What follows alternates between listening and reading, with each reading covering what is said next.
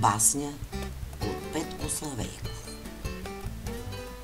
Вол някой си се връщал от нива уморен и отивал към дома си.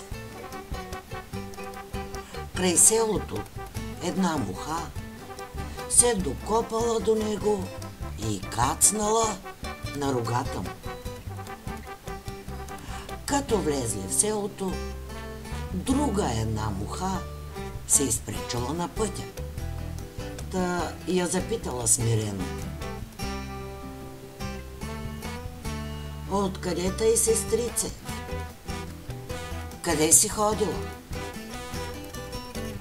Не видиш ли? Отговорила гордо първата муха. На нива бяхме. Орахме. Има някои, тъй се хвалят с чуждия труд.